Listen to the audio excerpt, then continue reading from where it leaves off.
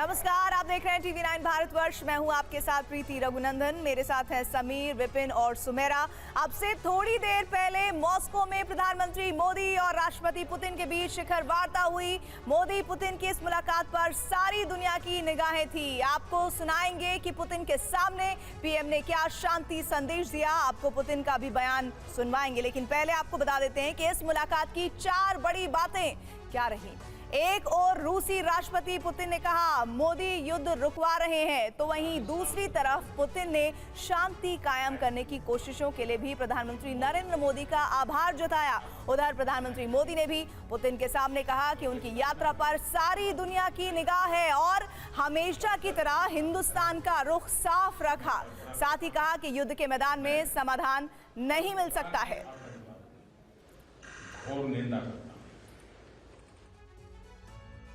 तो पुतिन के साथ मुलाकात में पीएम मोदी ने कहा कि युद्ध के मैदान में समाधान संभव ही नहीं है। प्रधानमंत्री ने कहा कि बम और गोलियों के बीच शांति वार्ता असंभव है, नामुमकिन है। समाधान बातचीत से ही निकलेगा, बंदूक से नहीं। भावी पीढ़ी के लिए शांति बहुत जरूरी है।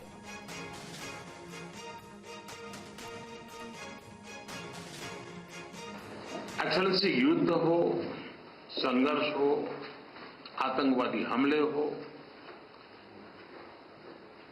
मानवता में विश्वास करने वाला हर व्यक्ति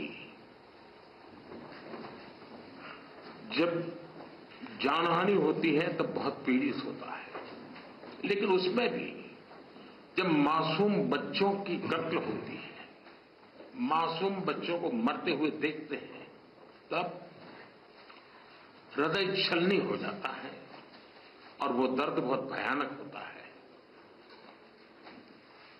और इस विषय में भी आपसे विस्तार से चर्चा हुई। एक्सेलेंसी, एक मित्र के नाते मैंने हमेशा कहा है कि हमारी भावी पीढ़ी के उज्जवल भविष्य के लिए शांति सर्वाधिक आवश्यक है।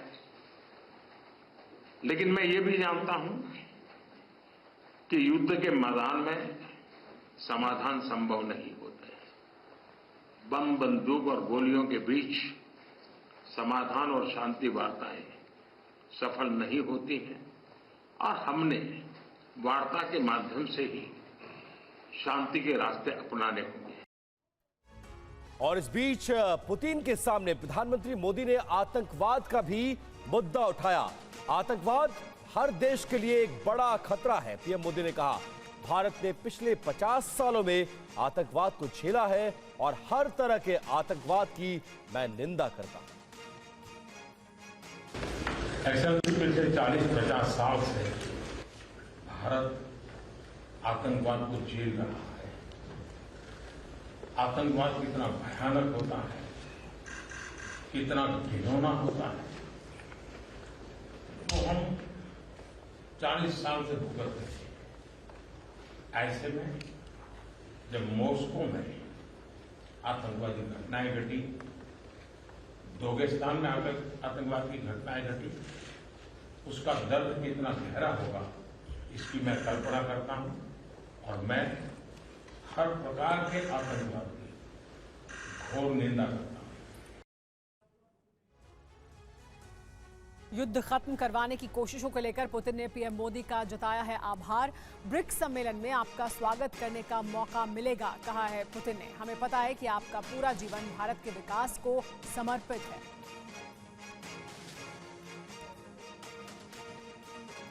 प्रधानमंत्री नरेंद्र मोदी को लेकर रूस के राष्ट्रपति व्लादिमीर पुतिन ने कहा कि हमें पता है कि आपका पूरा जीवन भारत के विकास को समर्पित है, लेकिन ब्रिक्स सम्मेलन में आपका स्वागत करने का मुझे मौका मिलेगा, ये उन्होंने कहा।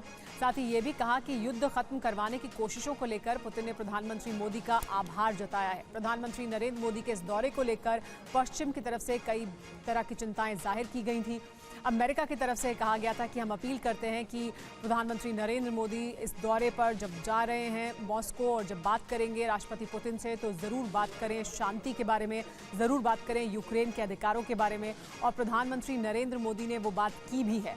इस बात को खुद पुतिन ने स्वीकारा है। उन्होंने कहा है कि युद्ध खत्म करवाने की कोशिशों को लेकर प्रधानमंत्री मोदी ने जो कोशिश की है उसका आभार व्यक्त किया है राष्ट्रपति पुतिन ने।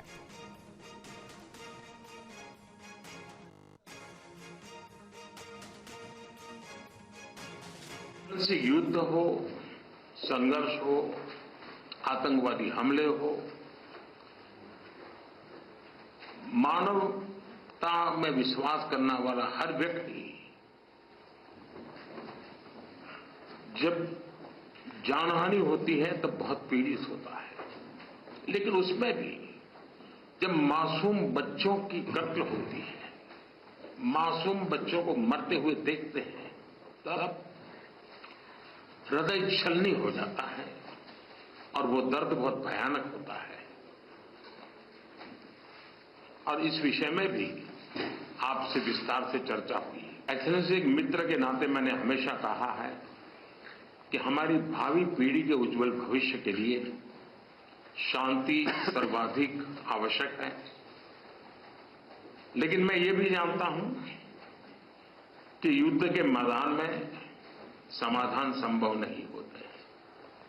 बम, बंदूक और गोलियों के बीच समाधान और शांति वार्ताएं सफल नहीं होती हैं और हमने वार्ता के माध्यम से ही शांति के रास्ते अपनाने होंगे।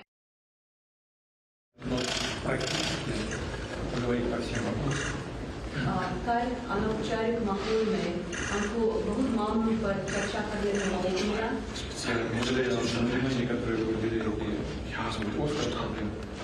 जो बहुत संवेदनशील मामले होते हैं, जो ज्ञान जो देते हैं, तो मैं इसके लिए आपका बहुत आभारी हूँ।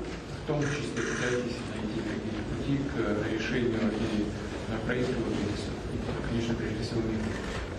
जो यूक्रेन संकट का हाल निकालने के लिए जो आप कोशिश करते हैं, इसलिए आपका बहुत आभारी हूँ। Уважаемый премьер-министр, मॉस्को में आज भारतीय समुदाय से प्रधानमंत्री ने मुलाकात की और रूसी भाषा में पीएम मोदी ने भाषण की शुरुआत की। प्रधानमंत्री मोदी ने कहा कि मॉस्को में अकेला नहीं आया हूं, बल्कि 140 करोड़ भारतीयों का प्यार लाया हूं। Привет, Москва! Как дела?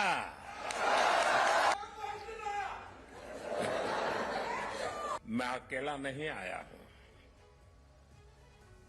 मैं मेरे साथ बहुत कुछ लेकर के आया हूं। मैं अपने साथ हिंदुस्तान की मिट्टी की महक लेकर के आया हूं। और ये बहुत सुखद है कि तीसरी बार सरकार में आने के बाद इंडियन डायस्पोरा से मेरा पहला संवाद यहां मॉस्को में आपके साथ हो रहा है। आज 9 जुलाई है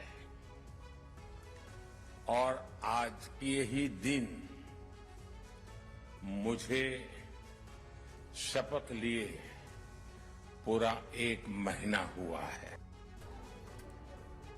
और भारतीय समुदाय से प्रधानमंत्री मोदी ने कही बड़ी बात, वर्ल्ड क्लास इंफ्रास्ट्रक्चर भारत को आने वाले वक्त में नई गति देगा। 10 साल में भारत में और भी फास्ट ग्रोथ होगी। आपने चुनाव का माहौल भी देखा होगा, टीवी पर देखते होंगे चुनाव कैसा चल रहा है, कौन क्या कह रहा है, कौन क्या कर रहा है। साथियों, चुनाव के दौरान मैं कहता था कि बीते 10 सालों में भारत ने जो विकास किया वो तो सिर्फ एक ट्रेलर है।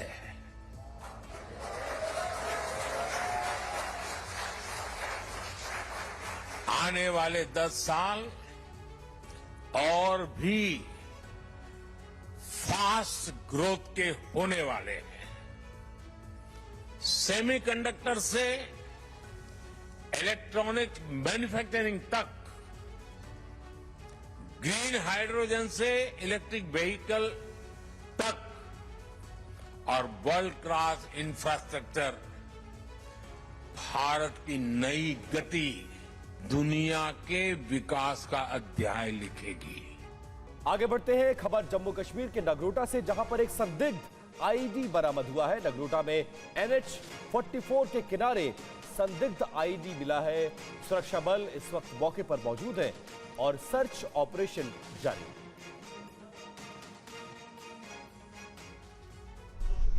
तस्वीरें जम्मू के नगरोटा में मिले आईईडी बम की हैं। इस विस्फोटक को सुरक्षा बलों ने नगरोटा में NH-44 के किनारे से बरामद किया है। सुरक्षा बलों को हाईवे के पास एक संदिग्ध सामान पड़े होने की सूचना मिली थी। इसके बाद बम निरोधक दस्ते को बुलाया गया। जांच में यह आईईडी विस्फोटक निकला। इस विस्फोटक को बम निरोधक दस्ते ने सावधानी के साथ कब्जे में लिया। अब इस आतंकी साजिश की जांच जारी है।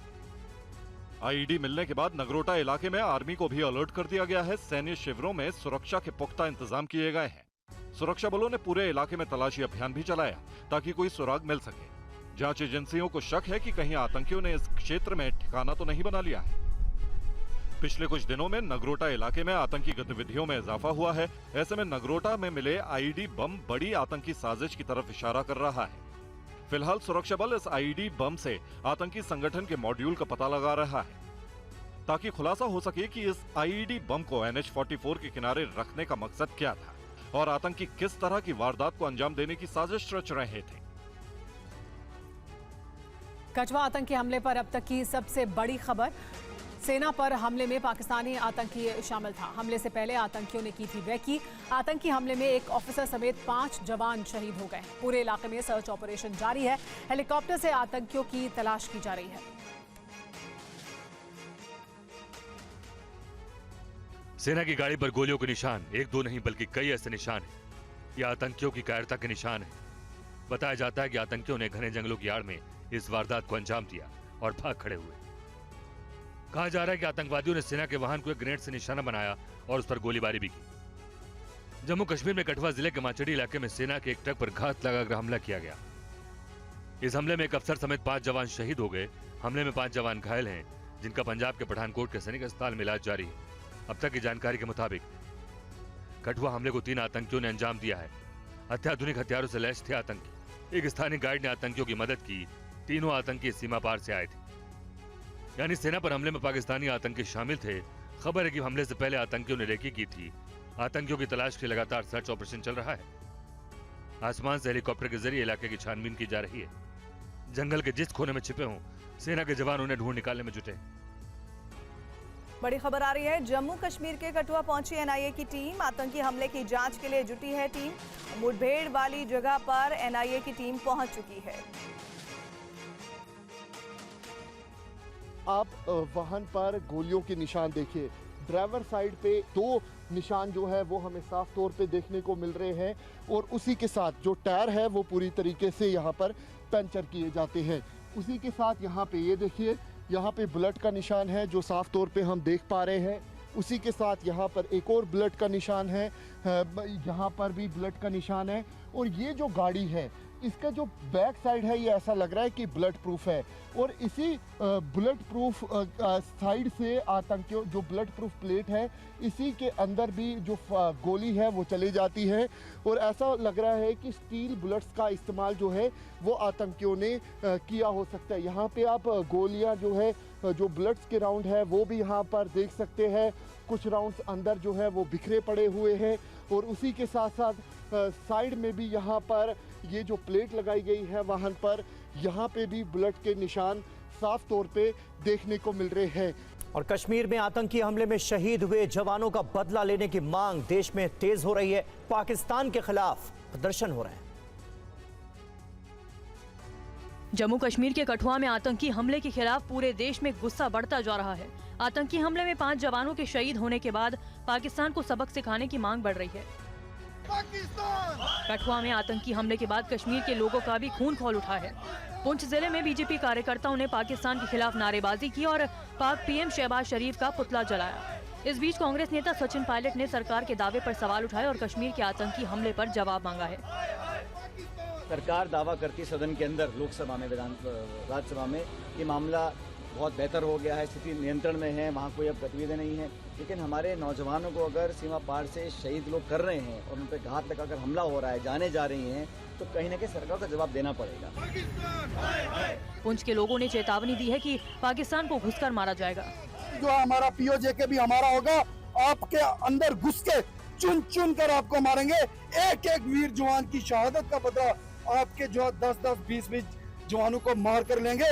और आज कांग्रेस के सांसद राहुल गांधी से मिली है शहीद अंशुमन की मां। राहुल से मिलने के बाद अंशुमन की मां ने TV9 भारतवर्ष से बातचीत की है और मंजू देवी ने अग्निवीर योजना को बंद करने की मांग की है। इस मौके पर राहुल गांधी ने कहा कि हम इसकी लड़ाई को लड़ते रहेंगे। मरणोपरांत अंशुमन को मिला था कीर्ति चक्र। जो मैं महसूस कर रही हूँ अभी, जो मेरे साथ थोड़ा बहुत मैं पब्लिकली नहीं करना चाहती, तो मैं उस पर चर्चा की कि मेरे साथ जो हो गया वो फैमिली के लिए कुछ वो करेंगे। आश्वासन दिए हैं कि मैं आगे सदन में भी उठाऊंगा और कोशिश करूंगा आगे करने के लिए। अगर नहीं हो पाता है विपक्ष में बैठ के, पक्ष में जाएंगे तो पक्का करेंगे। ये अग्निवीर को लेकर लोग बार बार कह रहे हैं कि ये स्कीम ऐसी है जहां लगता है कि शहीदों को शहादत नहीं, उनका सम्मान नहीं। जी, इस पे भी बात हुई।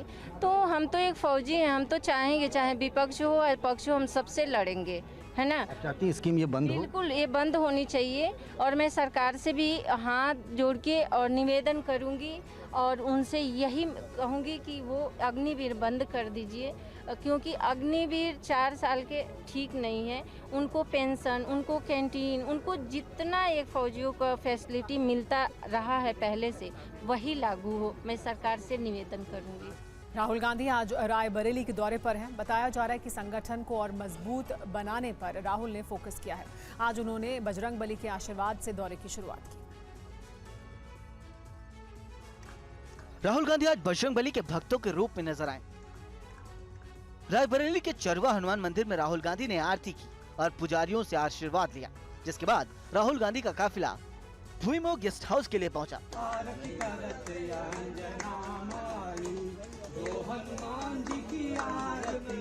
विपक्ष का नेता बनने के बाद राहुल गांधी, जो कि रायबरेली से कांग्रेस के सांसद भी हैं, यहाँ पहली बार पहुंच रहे हैं।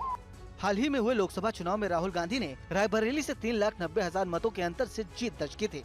कांग्रेस के पूर्व अध्यक्ष राहुल गांधी नेता प्रतिपक्ष बनने के बाद पहली बार अपने संसदीय क्षेत्र रायबरेली पहुंचे, जहां वकील, समाज सेवा समेत कई तबकों के लोगों से फीडबैक लेंगे।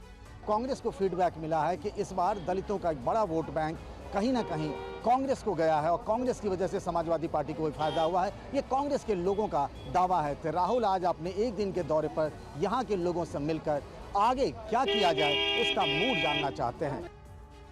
संसद में नेता प्रतिपक्ष राहुल के हिंदू समुदाय पर दिए भाषण के विरोध में साधु संत दिल्ली में एकजुट हुए। विश्व हिंदू परिषद की ओर से आयोजित इस कार्यक्रम में राहुल गांधी पर हिंदुओं के अपमान का आरोप लगाया गया। जो लोग अपने आप को हिंदू कहते हैं वो 24 घंटा हिंसा हिंसा हिंसा, नफरत नफरत नफरत, असत्य सत्य असत्य। पिछले दिनों संसद में दिए गए राहुल गांधी के इस बयान पर काफी सियासत हुई थी। पीएम मोदी ने भी आपत्ति जताई थी। इस बयान पर आज दिल्ली में विश्व हिंदू परिषद के एक कार्यक्रम में राहुल के फोटो के साथ उनके खिलाफ विरोध प्रदर्शन किया गया। राहुल गांधी के खिलाफ नारेबाजी की गई। कॉन्स्टिट्यूशन क्लब में आयोजित कार्यक्रम में कई हिंदू संगठन और साधु संतों ने हिस्सा लिया और राहुल गांधी के खिलाफ एक प्रस्ताव भी पारित किया। हम ये ठीक से जानते हैं तुम हिंदू नहीं हो। तुमने एक बात कही थी कि मंदिर लड़कियां छेड़ने के लिए जाती है, ये तुम्हारा ही बयान था। सोमनाथ के मंदिर में अहमद पटेल के साथ तुमने जब एंट्री की थी तब भी तुमने गैर हिंदू के कॉलम में साइन किया था, तुमने हिंदू के कॉलम में साइन नहीं किया था। मैं राहुल गांधी को एक चेतावनी देता हूं कि अगर दोबारा आपने इस प्रकार का दुस्साहस किया तो पूरा का पूरा संपूर्ण हिंदू समाज आपके विरुद्ध उठ खड़ा होगा। और आइए खबरों में आगे बढ़ते हैं। बात प्रकृति के कहर की। उत्तराखंड के खटीमा में बाढ़ के कहर के चलते हालात बद से बदतर होते जा रहे हैं। सीएम पुष्कर सिंह धामी ने हालात का जायजा लिया है। बाढ़ और पानी के हाहाकार की ये ड्रोन से ली गई तस्वीरें उत्तराखंड के खटीमा की है, जो भारी बरसात के बाद पानी से हुई तबाही बताने के लिए काफी है। वीडियो में सब कुछ पानी में डूबा दिख रहा है। हालात ये हो गए हैं कि लगातार बारिश के कारण सैकड़ों घर डूब गए और कार पानी में तैरने लगे। उत्तराखंड के मुख्यमंत्री पुष्कर सिंह धामी ने आज खटीमा के बाढ़ प्रभावित इलाकों का दौरा किया और एनडीआरएफ के कर्मचारियों से बात की और हालात का जायजा लिया। एनडीआरएफ, एसडीआरएफ और प्रशासन की टीमें जल भराव में फंसे लोगों को रेस्क्यू कर सुरक्षित स्थानों पर पहुंचा रही हैं। एनडीआरएफ की 3 टीमें टनकपुर, खटीमा और सितारगंज एरिया में ऑपरेशन चलाई और उसमें हमने लगभग 450 से लेके और 500 के आसपास जब उसको सिविलियंस को रेस्क्यू किया। और इसके अलावा हमारी 14 अन्य टीमें पूरे उत्तराखंड में आपदा से निपटने के लिए तैनात हैं। उधर भारी बारिश के बाद बनबसा के शारदा बैराज में भारी मात्रा में पानी छोड़ा गया। लोगों का मानना है कि इससे और नुकसान हो सकता है। और उत्तराखंड के सीएम पुष्कर सिंह धामी ने आज राज्य के बाढ़ ग्रस्त इलाकों का हवाई दौरा किया। उन्होंने अधिकारियों को प्रभावित लोगों की हर संभव मदद करने के निर्देश भी जारी। उत्तराखंड में बारिश का दौर जारी है। प्रदेश के ज्यादातर जिलों में तेज बारिश का अलर्ट जारी है। उत्तराखंड के मुख्यमंत्री पुष्कर सिंह धामी ने आज राज्य के कुमाऊं मंडल के टनकपुर, बनबसा और खटीमा सहित कई बाढ़ प्रभावित इलाकों का हवाई सर्वेक्षण किया और प्रकृति के कहर के चलते हुए नुकसान का आकलन किया। इससे पहले उन्होंने हल्द्वानी में भारी बारिश के बाद बाढ़ से प्रभावित इलाकों का निरीक्षण किया। इस दौरान उन्होंने प्रशासन से बात की, नुकसान का जायजा लिया और अधिकारियों को प्रभावित लोगों की हर संभव मदद के निर्देश दिए। लगातार हो रही बारिश के चलते नदी नाले उफान पर हैं और बाढ़ जैसे हालात बने हुए हैं। मूसलाधार बारिश के चलते हल्द्वानी देहरादून हाईवे पर बना पुल भी खतरे की जद में आ गया। पुल के दोनों पिलर नदी के तेज बहाव से क्षतिग्रस्त हो गए। कई जगहों पर एनडीआरएफ और एसडीआरएफ टीमें लोगों को रेस्क्यू कर सुरक्षित स्थानों पर पहुंचा रही हैं। जल भराव की समस्या को देखते हुए कई जगहों पर लोगों ने प्राथमिक स्कूल में बनाए गए राहत शिविरों में शरण ले रखी है। मौसम विभाग ने आज तक के लिए कुमाऊं में रेड अलर्ट जारी कर रखा है। उत्तराखंड में जोशीमठ हाईवे पर लैंडस्लाइड से बड़ी मुश्किलों का पहाड़ टूट पड़ा है। हजारों यात्री हाईवे पर फंसे हुए हैं। देखिए पूरी खबर।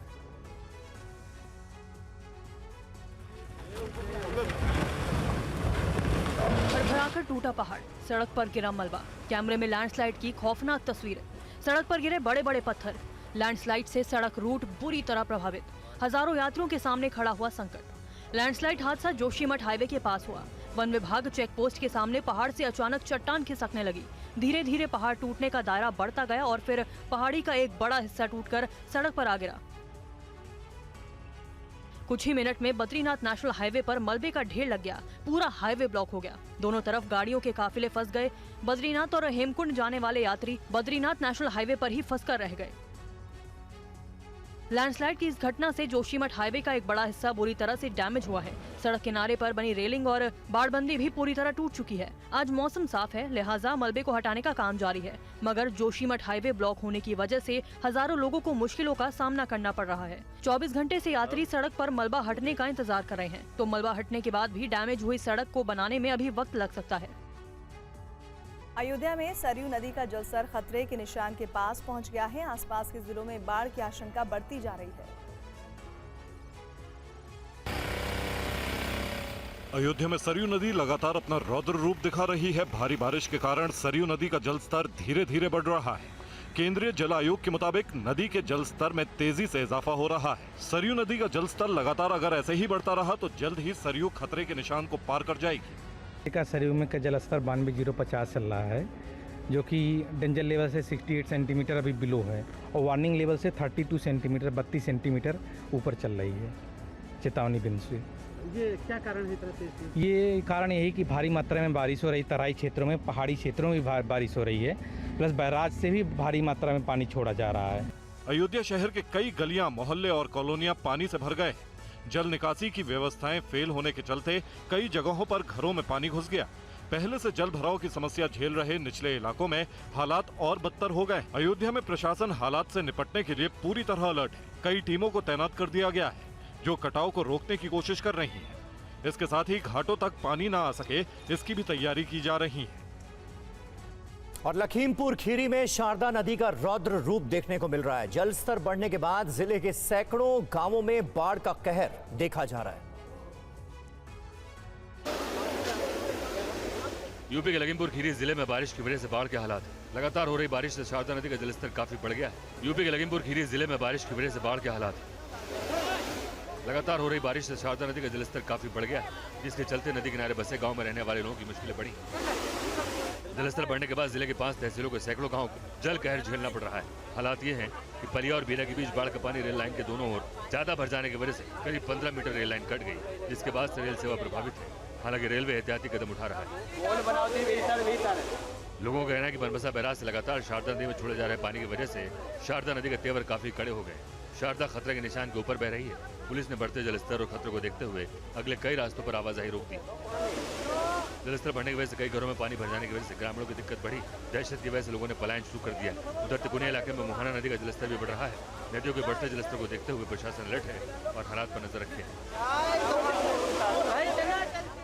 अब तक पेड़ और ऊंची इमारतों में ही बिजली गिरने की खबरें आती रही हैं, लेकिन भोपाल में एक गांव के घर पर बिजली जा गिरी, जिसमें 4 लोग बुरी तरह से झुलस गए। रिपोर्ट देखिए। घर की हालत देखिए, कपड़े जले हैं। जले हुए बेड गवाही दे रहे हैं कि सोते हुए लोग किस तरह झुलसे होंगे। भोपाल के पिपलानी के सतनामी नगर की इस बस्ती के इस घर में यह हालत आकाशीय बिजली गिरने से हुई है। बिजली गिरने से घर में आग लग गई, जिसमें सो रहे 4 लोग झुलस गए। छोटी बहन थी, उसने देखा वो जल रही थी तो उसने जल रही थी तो जल्दी से उसी ने गेट खोला और हमने देखा जब तक सब जल चुके थे। वो बुआ जी थी, वो कह रही चिंगारी की, हमने खुद देखा जब तक तो पूरे सब जल के बाहर ही आए थे। इतनी सी देर में सब जल। लोग हैरान हैं कि घर के अंदर कैसे बिजली गिरी, जबकि घर की ऊंचाई भी कम है। बावजूद इसके घर की छत को चीरते हुए सोते हुए लोगों पर बिजली आ गिरी। क्लाउड के साथ लाइटनिंग और थंडर होते हैं और बेसिकली ये 2 टाइप का लाइटनिंग रहते हैं। एक charge discharge cloud to cloud और क्लाउड टू ग्राउंड रहते हैं। सो क्लाउड टू ग्राउंड है हमारे लिए प्रॉब्लम है, वो ज़्यादातर हमारे ऊपर नुकसान करते हैं। जिस घर में बिजली गिरी उस घर के हालात का जायजा लिया हमारे संवाददाता शुभम गुप्ता ने।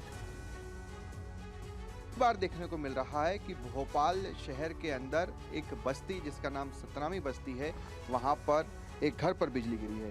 ये तस्वीरें आप उसी घर की देख रहे हैं। देखिए कितने घर हैं, तकरीबन 100 से ज़्यादा यहाँ पर इस बस्ती में घर होंगे। और सुबह 5:30 बजे का समय था जब यहाँ पर बिजली गिरी। सब चीज़ें किस तरह से जली हुई है, पूरा घर एक तरह से तहस नहस है। किसी को कुछ समझ नहीं आता है शुरुआत में कि आखिरकार हुआ क्या, इतनी तेज़ बारिश है और आखिरकार आग कैसे लग गई। कुछ देर बाद समझ में आता है कि ये तो बिजली गिरने की घटना है। तो ये एक चौंकाने वाली खबर इसे आप कह सकते हैं, क्योंकि अगर इस तरह से बीचों बीच शहर में बिजली गिरने लगी तो ये वाकई में चिंता का विषय है। सरकार को, मौसम विभाग को इस पर ध्यान देने की भी ज़रूरत है। और ख़ास तौर पर अगर आप देखें जो लाइटनिंग अरेस्टर होता है, जो कि बिजली को एक तरह से गिरने से रोकता है, जो आमतौर पर बड़ी बिल्डिंग्स में लगा होता है, वो इस इलाके में कहीं भी लगा हुआ नहीं है। ऐसे में अब ज़रूरी ये हो जाता है कि लाइटनिंग अरेस्टर को लगाया जाए। असम में बाढ़ और बारिश ने भारी तबाही मचाई है। राज्य में सभी नदियां खतरे के निशान से ऊपर बह रही हैं और लाखों लोग प्रभावित हुए हैं। असम में बारिश और बाढ़ की वजह से बने हालात सुधरने का नाम नहीं ले रहे। तस्वीरें शिवसागर जिले की हैं, जिनमें साफ देखा जा सकता है कि तबाही किस स्तर की हुई है। जिले में आई बाढ़ ने 100 से ज्यादा गांवों को अपनी चपेट में ले रखा है। जिले के करीब 2 लाख लोग बाढ़ से बुरी तरह प्रभावित हैं। हालात इतने बिगड़ गए हैं कि कहीं लोग अपने परिजनों को साइकिल के जरिए सुरक्षित स्थानों तक पहुंचा रहे हैं, तो कहीं लोग देसी जुगाड़ के जरिए अपने अपनों को रेस्क्यू करते नजर आए। बाढ़ के चलते अब तक जिले में 4 लोगों की मौत भी हो चुकी है। इसके अलावा कई बुनियादी ढांचों को भी बाढ़ के पानी ने तबाह कर दिया। असम के बारपेटा जिले में बाढ़ की वजह से हालात गंभीर बने हुए हैं। जिले के करीब 1.5 लाख लोग प्रभावित हैं। बाढ़ के पानी ने जिले में हजारों हेक्टेयर फसल को जलमग्न कर दिया है। लोगों को बाढ़ के कारण भारी समस्याओं का सामना करना पड़ रहा है। लोगों का कहना है कि हर जगह पानी ही पानी है, सड़कें नहीं दिख रही। हम खाने और पीने के पानी की कमी से भी जूझ रहे हैं। उनके मुताबिक मवेशियों के लिए काफी परेशानी उठानी पड़ रही है। और वहीं नेपाल में हुई भारी बारिश और बाढ़ का असर अब बिहार में भी दिखने लगा है। मोतिहारी के कई इलाके पानी में डूब गए हैं, जिससे लोगों को खासी परेशानी का सामना करना पड़ रहा है।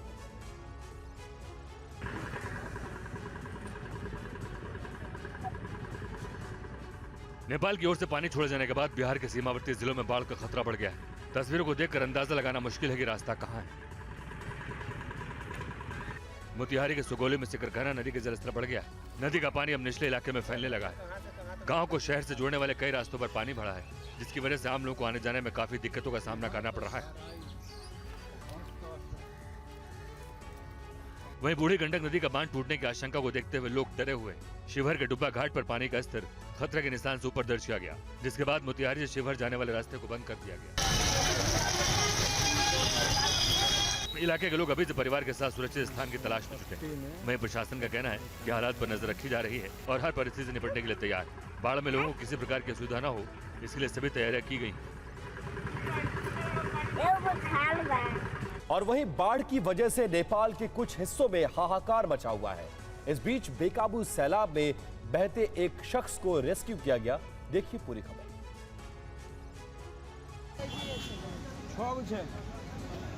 हादसे की ये तस्वीरें आपको विचलित कर सकती हैं। हादसे के बाद ऑटो के पुर्जे पुर्जे बिखर गए, उसके पुरखच्चे उड़ गए। इसमें सवार लोगों की तस्वीरें हम आपको साफ साफ नहीं दिखा सकते। तस्वीरें दिल दहला लेने वाली। एफसीआई थाना क्षेत्र के रतन चौक पर इस हादसे के तुरंत बाद की तस्वीरें। कार और ऑटो की टक्कर के बाद घटनास्थल पर 5 लोगों की मौत हो गई। लोगों के शव छतवे से हालत में बिखर गए। ऑटो में फंसे 2 घायलों को पुलिस ने आम लोगों की मदद से बाहर निकाला। और बेरिल तूफान के प्रहार से सुपर पावर अमेरिका के कई शहरों में कोहराम मचा है। देखिए बड़ी तबाही की लेटेस्ट तस्वीरें। तूफान का प्रहार, सैलाब की मार, बेकाबू बाढ़, घर, मकान, दुकान और संस्थानों पर पानी का कब्जा। तस्वीरें अमेरिका के टेक्सास और ह्यूस्टन में हुई तबाही की। बेरिल तूफान ने टेक्सास में 65 किलोमीटर प्रति घंटे की रफ्तार से तबाही मचाई। सड़क पर मौजूद लोग तूफान में फंसे रह गए और जान बचाने की गुहार लगाते रहे। तूफान की मार 20 लाख घरों पर पड़ी, जहां बिजली गुल हो चुकी है। हालात इतने बिगड़ चुके हैं कि ह्यूस्टन के 2 एयरपोर्ट की 1000 फ्लाइट्स कैंसिल कर दी गई। ह्यूस्टन शहर में तूफान ने बड़ी तबाही मचाई। यहाँ भी लोग अंधेरे में रहने को मजबूर हैं। तूफान की जद में अगर कई लोगों के मारे जाने की खबर है। तेज तूफान के साथ ही बारिश ने शहर में बाढ़ जैसे हालात कर दिए। सड़कों पर पानी भरा है। ह्यूस्टन से आई इन तस्वीरों को देखिए। पूरे शहर में सैलाब है। शहर का कोई हिस्सा नहीं बचा जहां पानी ने अपना रौद्र रूप न दिखाया हो। मार्केट, सड़कें, घर, अस्पताल सब सैलाब की भेंट चढ़ गए।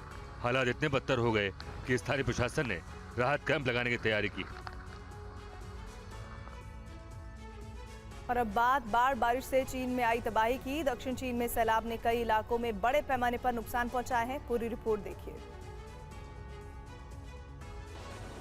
पार्किंग में खड़ी कार के नीचे से खिसकी जमीन।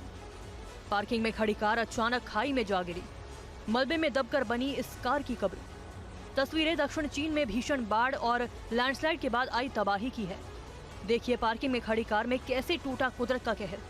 प्रकृति के प्रकोप ने इस कार को तहस नहस कर दिया।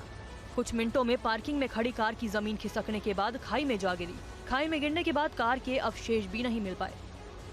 चीन के शांदोंग में भी भारी बारिश के बाद बाढ़ जैसा मंजर दिखाई दिया। सैलाब ने सड़कों पर कब्जा कर लिया। सड़कों पर घुटनों तक पानी भर गया। ट्रैफिक रेंगने लगा। सैकड़ों गाड़ियां इस सैलाब में फंस कर रह गई। शांदोंग शहर की सड़कों पर नदी बहने लगी। दुपहिया वाहन चालकों को सबसे ज्यादा मुश्किल हुई। सैलाब की रफ्तार में दुपहिया वाहन को संभल कर रख पाना किसी बड़ी मुश्किल से कम नहीं था।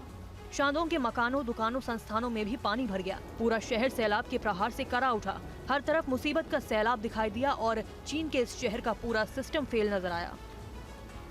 बड़ी खबर मुंबई से आ रही है। मुंबई के हिट एंड रन केस में आरोपी मिहिर को गिरफ्तार कर लिया गया है। मिहिर शाह की मां और बहन को भी हिरासत में लिया गया है। आरोप है कि परिवार के सदस्य ने मिहिर के भागने में मदद की थी। वहीं मिहिर का ड्राइवर 11 जुलाई तक पुलिस कस्टडी में भेजा गया है।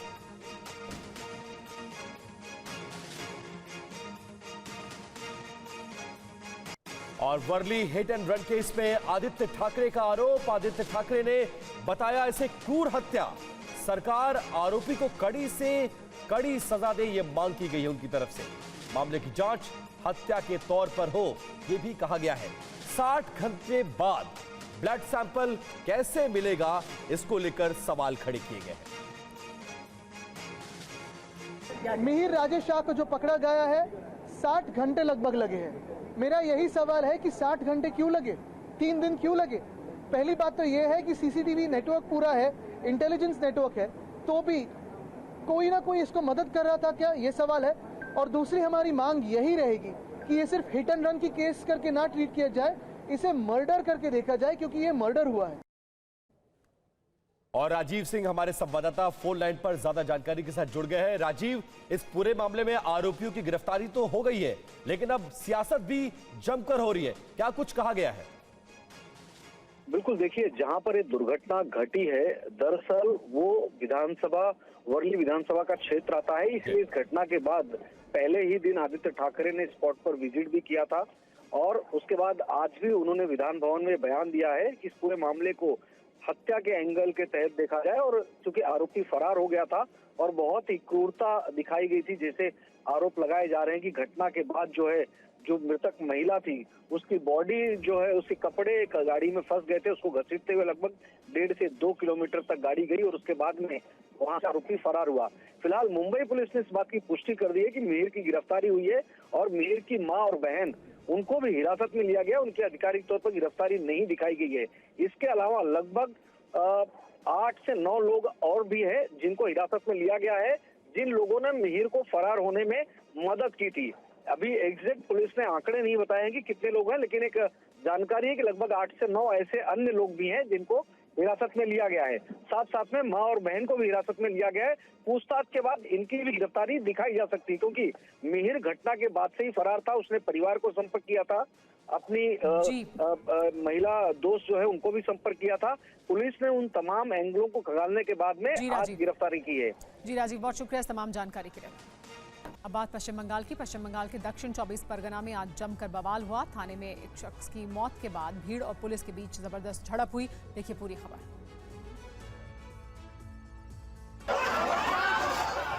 हंगामा, मारपीट, पुलिस से टकराव और बेकाबू प्रदर्शनकारी।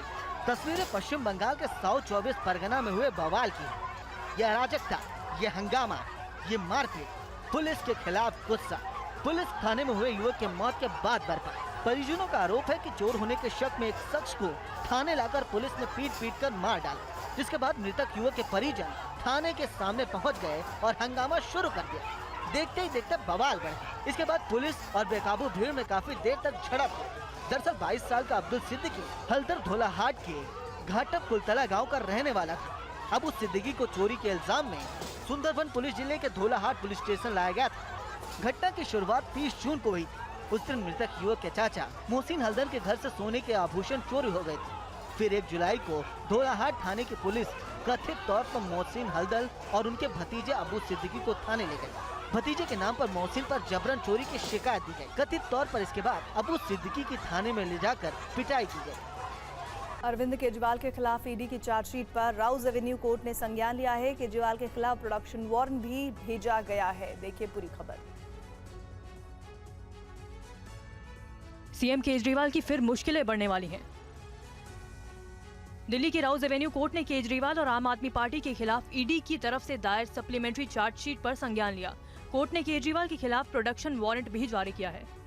साथ ही कोर्ट ने सभी आरोपियों को 12 जुलाई को पेश होने का भी आदेश दिया।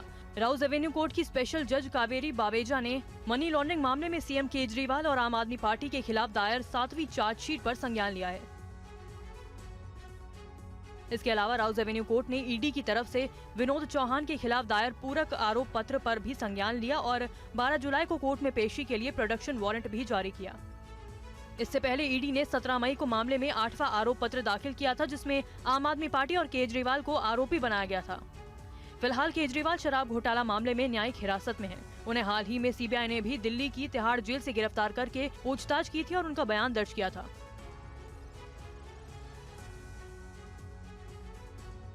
और इसी केस से जुड़ी अहम खबर है, आम आदमी पार्टी को भी ईडी ने आरोपी बनाया है और इसके बाद आम आदमी पार्टी ने इस पर प्रतिक्रिया दी है। प्रोडक्शन वारंट भेजे जाने पर आम आदमी पार्टी को बीजेपी पर आम आदमी पार्टी ने हमला बोला है। आम आदमी पार्टी की तरफ से आरोप लगाया गया है कि बीजेपी आपको खत्म करना चाहती है। केंद्र सरकार आम आदमी पार्टी के खिलाफ बड़ी साजिश कर रही है।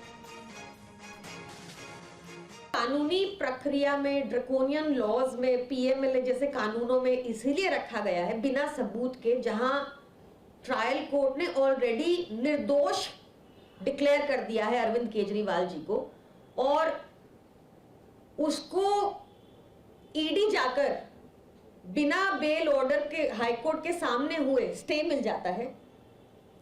तो ये दिखाता है कि किस तरह से हमें एक संगीन पीएमएलए कानून में फंसाने की कोशिश की जा रही है, जब आप चवन्नी का सबूत भी नहीं मिला। उनका मेन मकसद ही ये है कि किसी भी तरीके से आम आदमी पार्टी को रोका जाए, आम आदमी पार्टी के कामों को रोका जाए, क्योंकि उनको लोगों को जवाब देते नहीं बनता कि उनके प्रदेशों में, भाजपा शासित प्रदेशों में आज भी 24 घंटा बिजली क्यों नहीं मिल रही, मुफ्त बिजली क्यों नहीं मिल रही, क्यों अच्छी शिक्षा, उच्च स्तर की शिक्षा नहीं मिल रही, क्यों 60,000 स्कूल्स पिछले 1 साल में ही बंद, सरकारी स्कूल पिछले 1 साल में ही बंद कर दिए गए।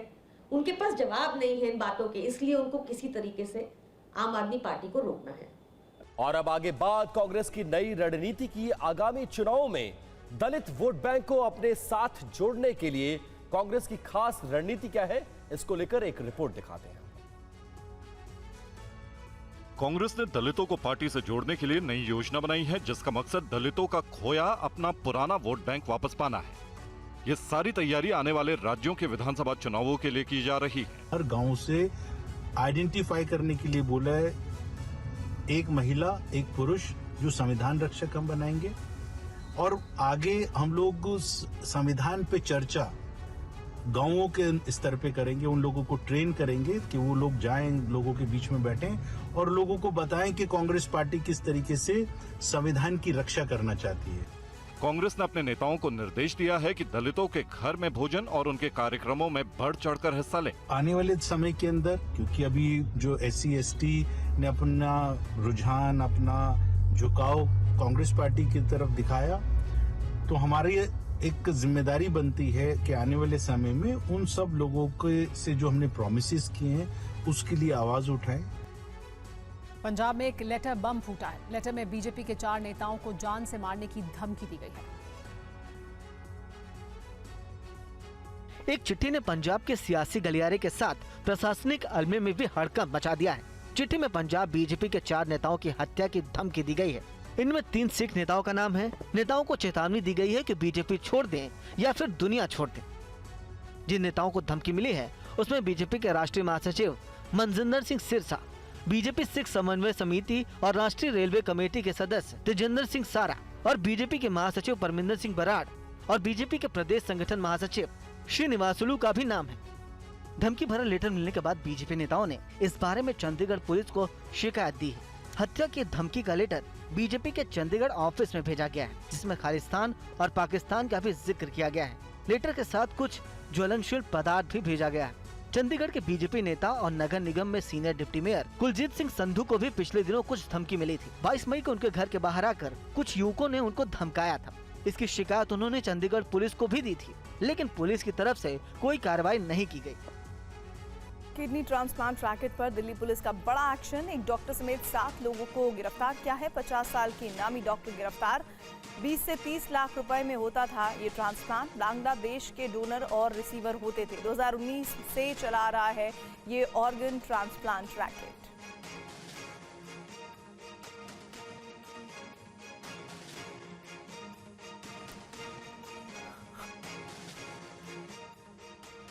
इन 7 आरोपियों को किडनी रैकेट के आरोप में गिरफ्तार किया गया है। किडनी ट्रांसप्लांट रैकेट मामले में सीनियर महिला डॉक्टर विजया कुमारी पर भी शिकंजा कसा गया है। दिल्ली पुलिस के मुताबिक ऑर्गन ट्रांसप्लांट रैकेट में शामिल लोग इन किडनी डोनर से 4 से 5 लाख रुपए में खरीद कर रिसीवर को 20 से 25 लाख में बेचते थे। वहीं डॉक्टर हर सर्जरी का 2 लाख रुपए ले रहा था। इस किडनी रैकेट में बांग्लादेश के डोनर और रिसीवर होते थे। ब्रांच ने एक अंतर्राष्ट्रीय ऑर्गन ट्रांसप्लांट रैकेट को भी बस्ट किया है, जिसमें 7 लोग गिरफ्तार हुए हैं। इसमें मास्टरमाइंड बांग्लादेशी नेशनल्स थे, जो कि जिसमें कि पेशेंट भी बांग्लादेशी होता था और डोनर भी बांग्लादेशी होता था।